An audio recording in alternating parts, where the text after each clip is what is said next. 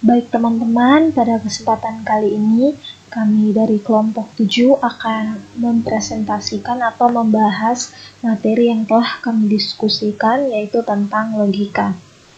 Sebelum masuk ke materi, saya akan memperkenalkan nama-nama anggota dari kelompok kami dengan saya sendiri, Natalia Alfrianti Barakala.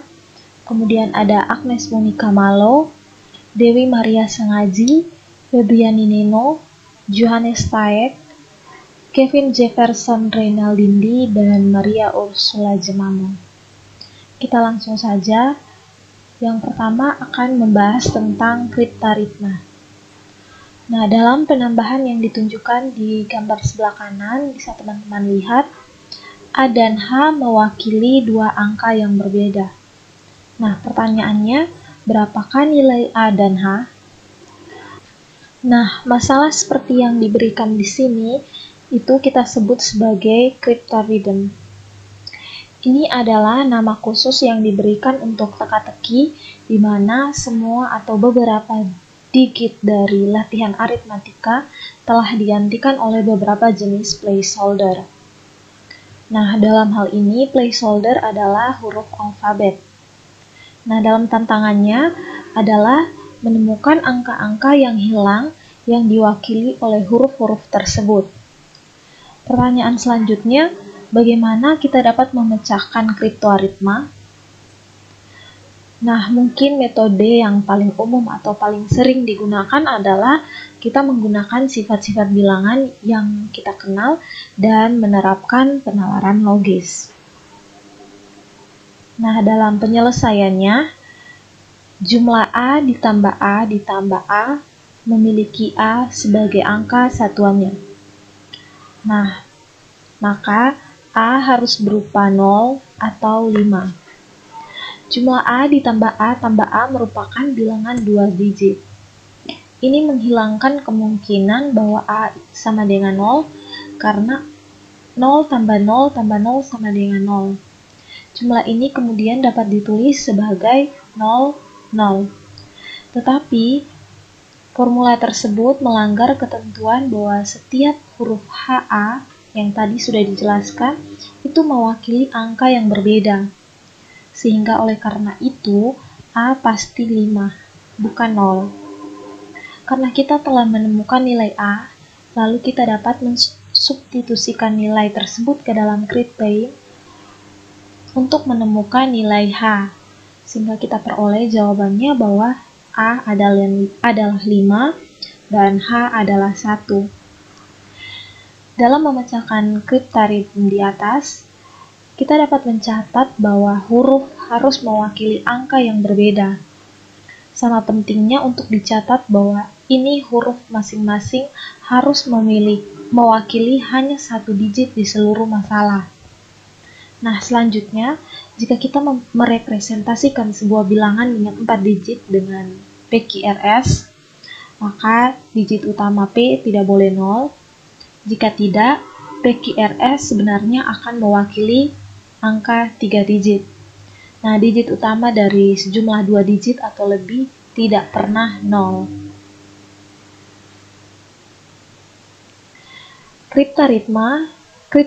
Kriptaritma lain menggunakan kotak kosong sebagai pengganti angka yang hilang.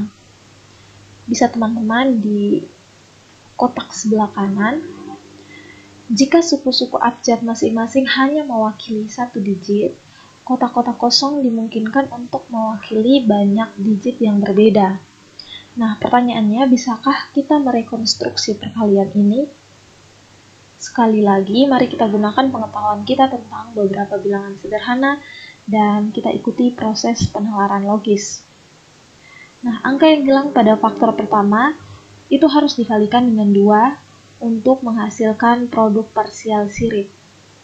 Hanya 2 angka yang memungkinkan. Dalam hal ini adalah 2 dan 7. Angka yang hilang pada faktor kedua kemudian harus mengalikan faktor pertama untuk menghasilkan produk parsial kedua 14.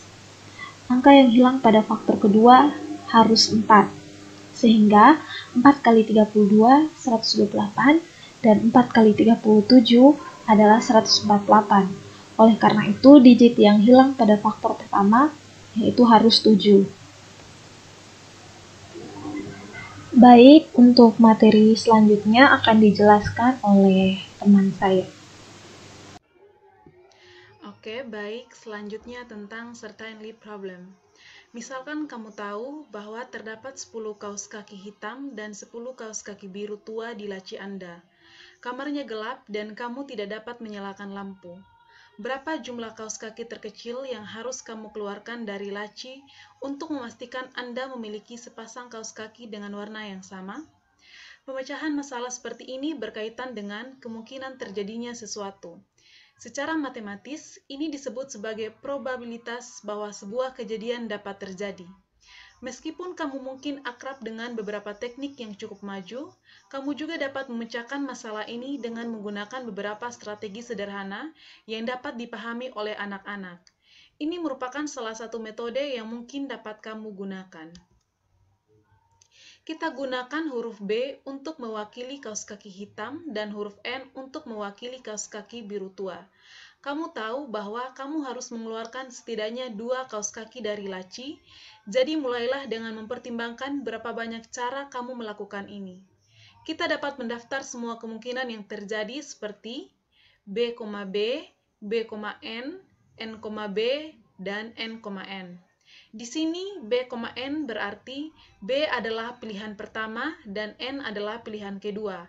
Dalam masalah probabilitas, urutan peristiwa yang terjadi dapat membuat perbedaan. Dalam hal ini, B, N dan N, B terdaftar sebagai dua kemungkinan yang berbeda. Perhatikan bahwa dua kemungkinan lainnya, B, B dan N, mengandung pasangan yang cocok atau sama. Namun, hanya satu dari keempat kemungkinan ini yang benar-benar dapat terjadi. Jadi, mengeluarkan hanya dua kaos kaki tidak cukup untuk menjadi yakin bahwa kamu akan mendapatkan sepasang yang sama. Berapa banyak cara kamu dapat mengambil 3 kaos kaki dari laci? Sekali lagi, mari kita buat daftar terorganisir. B, B, B, B, B, N, B, N, B, N, B, B, B, N, N, N, B, N, N, B, dan N. Kali ini ada 8 kemungkinan dan setiap kemungkinan berisi sepasang kaos kaki hitam atau biru tua yang serasi atau cocok. Jadi jawabannya, jika hanya ada 2 warna, untuk memastikan kamu memiliki sepasang warna yang sama, kamu harus mengeluarkan 3 kaos kaki dari laci Anda. Misalkan, dalam situasi yang sama, Anda perlu memastikan bahwa Anda memiliki sepasang kaos kaki biru tua. Berapa jumlah kecil kaos kaki yang harus Anda keluarkan dari laci Anda?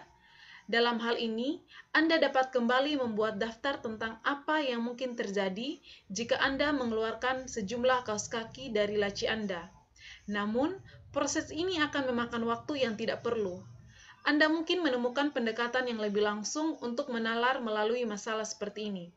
Pertimbangan terburuk yang bisa terjadi, Anda bisa mengeluarkan 10 kaos kaki dari laci Anda dan ke-10-nya mungkin berwarna hitam.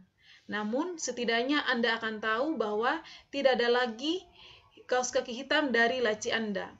Jika Anda kemudian mengambil 2 kaos kaki lagi dari laci Anda tahu bahwa Anda harus memiliki sepasang kaos kaki biru tua. Jadi jawabannya, untuk memastikan bahwa Anda memiliki sepasang kaos kaki biru tua, Anda harus mengeluarkan 12 kaos kaki dari laci Anda. Oke, baik, sekian dari saya. Selanjutnya akan dipresentasikan oleh pemateri berikutnya. Oke, baik. Selanjutnya saya akan menjelaskan tentang masalah diagram Venn. Nah, di sini diberikan contoh di mana ada 400 siswa yang terdaftar di Castleton School. Dari siswa tersebut terdapat 85 belajar bahasa Prancis dan 50 belajar bahasa Spanyol. Jika diketahui 120 siswa belajar bahasa Prancis atau Spanyol, lalu berapakah banyak siswa yang belajar bahasa Prancis dan Spanyol? Nah, berdasarkan contoh ini, di mana contoh ini adalah jenis masalah yang dapat diselesaikan dengan mewakili situasi diagram Venn. Di mana dalam jenis diagram khusus ini, lingkaran biasanya digunakan untuk mewakili sekumpulan orang, hewan, ataupun objek yang memiliki karakteristik tertentu. Nah, untuk penempatan lingkaran dalam kaitannya satu sama lain mewakili hubungan di antara set ini. Untuk diagram tersebut kemudian dapat digunakan untuk membantu memecahkan masalah. Diagram ini dinamai John Venna sekitar pada tahun 1834 sampai 1923, di mana seorang matematikawan Inggris yang termasuk orang pertama yang menggunakan secara ekstensif. Nah, berdasarkan contoh soal tadi, mari kita selesaikan masalah itu dengan menggunakan diagram Venn di bawah ini. Di sini kita perhatikan diagram Venn yang ada, di mana pada lingkaran F memiliki siswa yang belajar bahasa Prancis, dan untuk lingkaran S memiliki siswa yang belajar bahasa Spanyol. Lalu kita perhatikan bahwa ukuran setiap lingkaran tidak selalu terkait dengan jumlah siswa dalam kelompok yang diwakilinya. Dan untuk persegi panjang yang digambar di sekitar lingkaran mewakili seluruh pendaftaran di sekolah Castleton. Nah, kemudian lingkaran memisahkan bagian dalam persegi panjang menjadi 4 daerah yang berbeda. Dan ini diberi label 1, 2, 3, dan 4. Untuk wilayah 4, mewakili para siswa di sekolah Castleton yang tidak belajar bahasa Prancis atau Spanyol. Nah, untuk itu, tujuan masalah ini, kita tidak akan peduli dengan wilayah ini. Kemudian, untuk wilayah 1 itu mewakili siswa yang belajar bahasa Prancis, tetapi bukan bahasa Spanyol. Nah, sedangkan untuk wilayah 3 mewakili siswa yang belajar bahasa Spanyol, tetapi bukan bahasa Prancis. Oleh karena itu, di wilayah 2 mewakili siswa yang belajar bahasa Prancis dan Spanyol, dan nilai wilayah inilah yang harus kita akan temukan. Selanjutnya, di sini sekarang kita dapat melabeli diagram Venn dengan data yang diberikan dalam soal, yang dimana ada 80 siswa di lingkungan F dan 50 siswa di lingkungan S. Lalu, bagaimana dengan daerah 1, 2, dan 3? Nah, jika kita perkenalkan variabel untuk menyatakan jumlah siswa di wilayah 2, apakah Anda melihat bahwa kita dapat mewakili jumlah siswa di wilayah 1 sebagai 85 kurang N, dan di wilayah 3 itu sebagai 500 dikurang N? Untuk itu, mari kita simak lingkaran diagram Venn berikut ini. Nah, kita perhatikan baik-baik lingkaran diagram Venn yang ada, di mana ada satu fakta lain yang belum kita gunakan, yaitu jumlah siswa yang belajar bahasa Prancis atau Spanyol itu adalah 120. Kemudian pada diagram, ini siswa sama dengan jumlah siswa di wilayah 1, 2, dan 3. Nah, misalkan banyaknya siswa pada setiap daerah juga diwakili oleh 1, 2, dan 3. Kita kemudian dapat menulis persamaan sederhananya menjadi 1 ditambah label 2 tambah 3 sama dengan 120.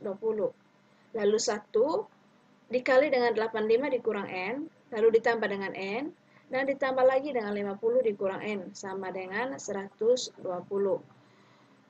Hasilnya 135 dikurang N sama dengan 120, dan N sama dengan 120. Nah, untuk jawaban ini ada siswa yang belajar bahasa Prancis dan Spanyol.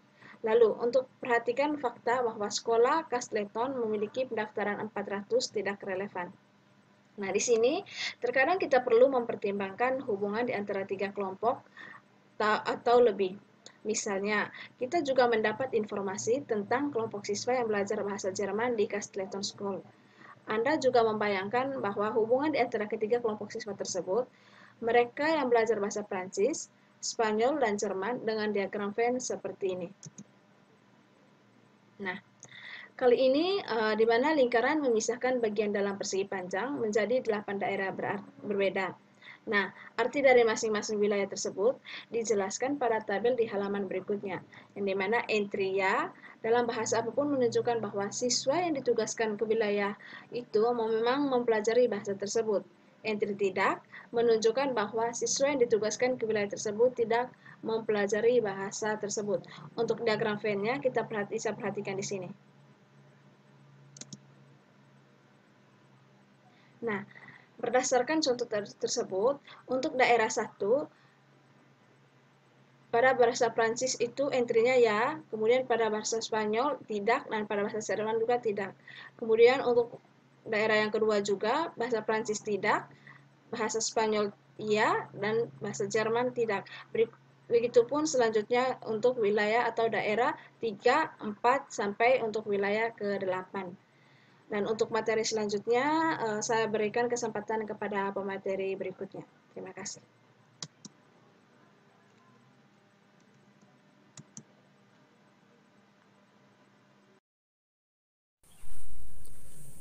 Baik, saya Febriani Neno akan menjelaskan materi tentang who dan its.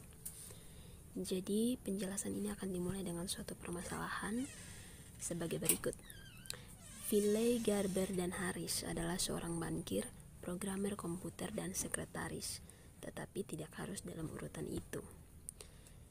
Finlay bukanlah bankir atau sekretaris. Harris bukan sekretaris. Apa pekerjaan masing-masing? Jadi udanit adalah teka-teki yang melibatkan sekelompok orang atau subjek dan satu atau lebih karakteristik yang terkait dengan orang atau objek tersebut. Setiap karakteristik dicocokkan satu ke satu dengan setiap orang atau objek. Masalahnya adalah menentukan perbandingan satu lawan satu ini. Jadi salah satu cara yang dapat digunakan untuk menyortir semua informasi yang diberikan dalam cerita di atas adalah dengan membuat bagian seperti di bawah ini. Kita bisa lihat pada tabel. Baik, jadi di sini huruf F, G, dan H itu mewakili nama, yaitu F itu Finlay, G itu Garber, dan H itu Harris. Sedangkan B, C, P, dan S itu mewakili pekerjaan mereka masing-masing, yaitu B itu bankir, CP itu programmer komputer, dan S adalah sekretaris. Nah, jadi langkah pertama kita akan beri tanda X pada grafik di blok yang sesuai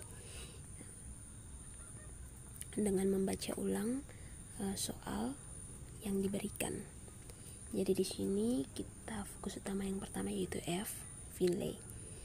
Diketahui bahwa Finlay itu bukan bankir atau sekretaris, maka kita blok pada huruf B dan S pada bagian Finlay. Selanjutnya untuk Harris bukan sekretaris, maka kita blok lagi di bagian Harris, bagian sekretaris. Sekarang kita perhatikan setiap baris dari kolom grafik. Apakah setiap baris atau kolom hanya memiliki satu kemungkinan asosiasi yang tersisa? Jika ya, kita beri tanda pada blok tersebut. Oleh karena itu, kita peroleh informasi seperti pada tabel yang diberikan. Sehingga pekerjaan dari masing-masing yaitu Finlay adalah program komputer, Garber adalah sekretaris, sedangkan Harris adalah bankir. Masalah yang baru saja kita diskusikan itu melibatkan pencocokan satu set karakteristik dengan sekelompok orang. Nah, bagaimana kita melanjutkan jika diberi dua set karakteristik? Mari kita pertimbangkan masalah yang sama tetapi dengan beberapa informasi tambahan. Pada kolom F itu terdapat satu kemungkinan, yaitu pada CP atau programmer komputer, karena di bagian B dan S itu sudah terisi oleh tanda silang, artinya tidak ada kemungkinan. Sama seperti itu terdapat pada baris S, maka diberi tanda atau di blok. Selanjutnya setiap baris atau kolom bagan hanya dapat diberi satu. Jadi kita gunakan X untuk mengisi baris atau kolom yang sekarang memiliki. Kita bisa lihat pada tabel yang diberikan. Nah, kita mengingat bahwa setiap baris dan setiap kolom harus berisi satu dan hanya satu. Tandai sembarang blok yang tersisa. Nah, contoh permasalahannya sebagai berikut. Finlay, Garber, dan Harris adalah seorang bankir, programmer komputer, dan sekretaris, tetapi tidak harus dalam urutan itu. Nama depan mereka adalah Alex, Bob, dan Cynthia. Finlay bukanlah bankir atau sekretaris, Harris bukan sekretaris, dan Alex bukan bankir. Cynthia lebih tua dari keduanya, Garber dan Harris. Apa nama lengkap dan pekerjaan masing-masing? Dimungkinkan untuk menyelesaikan masalah ini dengan menggunakan bentuk grafik yang diperluas, yang kita gunakan untuk menyelesaikan cerita detektif asli kita. Seperti yang ditunjukkan pada halaman berikutnya, bagan ini memungkinkan kita untuk tidak hanya membandingkan orang dengan pekerjaan mereka, tetapi juga membandingkan orang dengan nama depan mereka, dan membandingkan nama depan mereka dengan pekerjaan mereka. Baik, kita bisa lihat pada bagan yang diberikan, di situ ada tambahan untuk nama pertama. Jadi tambahan tersebut kita hanya mencocokkan dengan data yang sudah kita peroleh pada permasalahan yang pertama. Sehingga di situ misalkan pada kolom F itu nama pertamanya adalah Cynthia, maka kita centang pada bagian C. Sama halnya dengan itu untuk G dan H. Sehingga data yang kita peroleh, Alex Garber adalah sekretaris, Bob Harris adalah bankir, dan Cynthia Finlay adalah programmer komputer. Nah, bagan seperti yang telah kita gunakan di bagian ini adalah strategi yang efektif untuk digunakan dalam memecahkan banyak cerita detektif. Namun penting untuk dicatat bahwa kita mungkin tidak menemukan bagan seperti itu perlu atau bahkan untuk memecahkan semua cerita detektif yang kita temui. Mungkin ada saat-saat ketika kita merasa proses penalaran lain yang lebih tepat.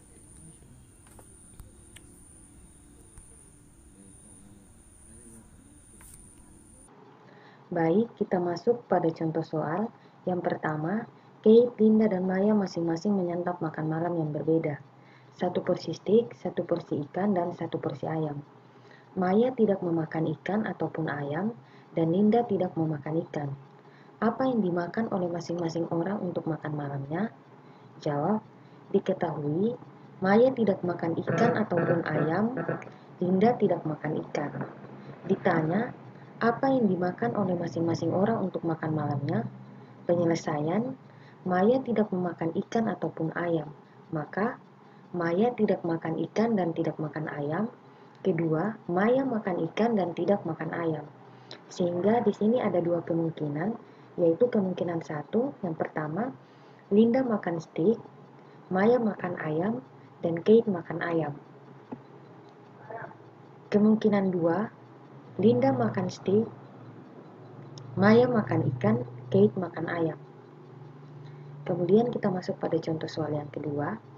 3 orang turis yaitu Ica, Agnes, dan Jurna akan melakukan destinasi di tempat-tempat wisata populer di Indonesia. Rencananya, ketiganya akan berwisata di 3 daerah yang berbeda yaitu Bali, Lombok, dan Sumba.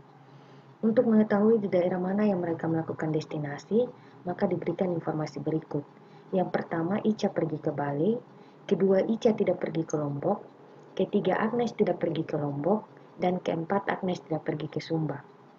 Jika hanya satu dari keempat pernyataan tersebut yang bernilai benar, maka di daerah manakah masing-masing dari mereka yang melakukan destinasi? Maka di sini kita akan menjawab. Yang pertama, kita misalkan pernyataan pertama bernilai benar, yaitu Ica pergi ke Bali. Dengan pernyataan awal, Ica pergi ke Bali. Negasi dari pernyataan awal, Ica pergi ke Bali. Kedua, Ica tidak pergi ke Lombok, Ica pergi ke Lombok. Yang ketiga, Agnes tidak pergi ke Lombok, Agnes pergi ke Lombok. Keempat, Agnes tidak pergi ke Sumba, dan Agnes pergi ke Sumba. Untuk benar salahnya, yang pertama bernilai benar, kedua bernilai benar, ketiga bernilai benar, dan keempat bernilai benar. Karena kita misalkan pernyataan pertama bernilai benar, dan negasi dari pernyataan awal tersebut juga kita benarkan, maka pernyataan pertama salah. Karena dari soal awal dijelaskan bahwa Ica, Agnes, dan Jurna masing-masing hanya memilih satu daerah untuk melakukan destinasi.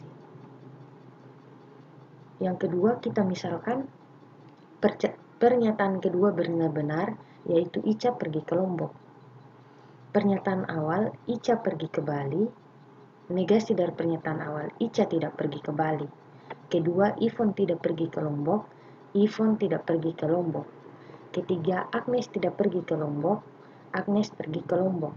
Keempat, Agnes tidak pergi ke Sumba. Agnes pergi ke Sumba. Untuk statement benar atau salah, yang pertama bernilai benar, kedua bernilai benar, ketiga bernilai benar, dan keempat juga bernilai benar. Maka sesuai dengan penjelasan sebelumnya, maka pernyataan kedua juga salah. Kemudian yang ketiga, kita misalkan pernyataan ketiga bernilai benar, yaitu Agnes tidak pergi ke Lombok.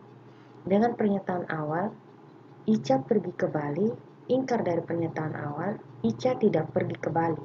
Kedua, Ica tidak pergi ke Lombok, Ica pergi ke Lombok. Ketiga, Agnes tidak pergi ke Lombok, Agnes tidak pergi ke Lombok. Keempat, Agnes tidak pergi ke Sumba, Agnes pergi ke Sumba. Untuk benar atau salahnya, keempat pernyataan tersebut bernilai benar. Maka pada pernyataan ketiga, kita misalkan bahwa pernyataan ketiga benar, yaitu Agnes tidak pergi ke Lombok. Dari pernyataan yang ada pada tabel, maka diketahui bahwa Agnes pergi ke Sumba. Maka pernyataan ketiga benar. Kemudian yang keempat, kita misalkan pernyataan keempat bernilai benar. Agnes tidak pergi ke Sumba. Pernyataan awal, Ica pergi ke Bali. Negasi dari pernyataan awal, Ica tidak pergi ke Bali. Ica tidak pergi ke Lombok, Ica pergi ke Lombok. Agnes tidak pergi ke Lombok, Agnes pergi ke Lombok. Agnes tidak pergi ke Sumba, Agnes tidak pergi ke Sumba. Benar atau salahnya, keempat-empat pernyataan bernilai benar. Sesuai dengan penjelasan pada tabel sebelumnya, maka pernyataan keempat bernilai salah.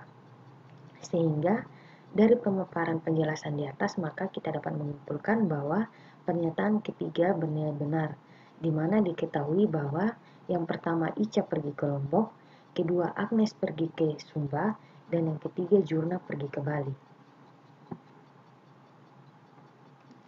Demikianlah hasil presentasi dari kelompok kami. Sekian dan terima kasih.